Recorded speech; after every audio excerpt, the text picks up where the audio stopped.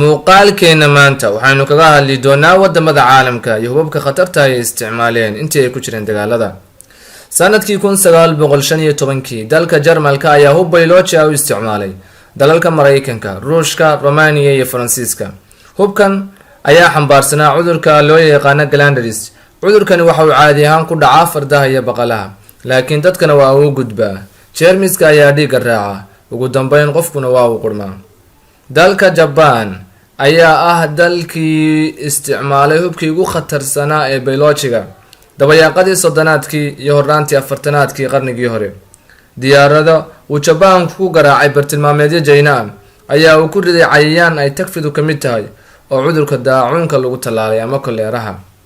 Mareykanka ayaa dagaalkii Vietnam 1960 ilaa 1968 u isticmaalay hubka baylojiga, waxaana deegaanadii suroobay lagu arkay dabargo ku yimi xayawaanada iyo caruurta kusoo dhalanaysa xaalado ay ka mid yihiin abuurtooda oo aan dhammays ahayn.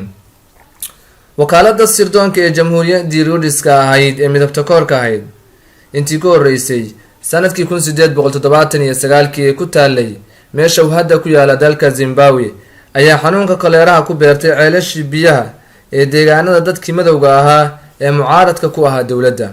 sanadkii 1988 ayaa magaalada Halabja ee Kurdiyiinta Ciraaq ayaa lagu riday hub xambaarsan neefta sunta ah ee cyanide, waxaana ku dhintay dad lagu qiyaasay 3000 ilaa 5000 oo ruux Kurdiyiin ah.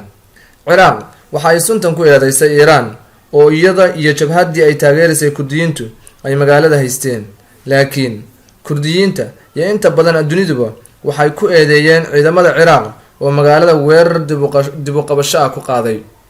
sanadkii 1993 koox diineedka xagjirka ahayd ee Buddhiska ee AUM ayaa caasimadda Japan ee Tokyo waxay ku sii deysay bakteeriyada dhalisa xanuunka kudka.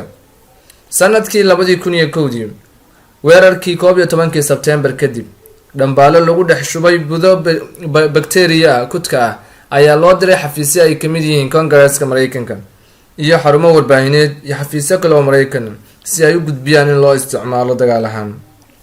sanadkii 2005 waxaa soo baxday warar sheegaya in Mareykanku uu dagaalkii magaalada Fallujah ee Ciraaq u isticmaalay hub kiimika ah oo waxyeeladiisu ku koobnayd bartilmaameedyadii dagaalka, waxaana deegaanada qaar lagu arkay ubadka oo kusoo dhalanaya calaamado muujinaya in deegaankoodu sareysan yahay. iminka oo ah 2022 waxaa aad u soo xoogeysanaya cabsida laga qabo in Ruushku uu u isticmaalo hubka kiimikada baylojiga goobaha uu kala kulma difaacyada adag ee uu kula jiro dowladda Ukraine. muuqaalkeena intaas baan ku qabanaynaa. hadday tahay markii horeysan soo booqato kanaalka subscribe, like, share intaas ugu dar. Salaam calaykum wa rahmatullahi wa barakatuh.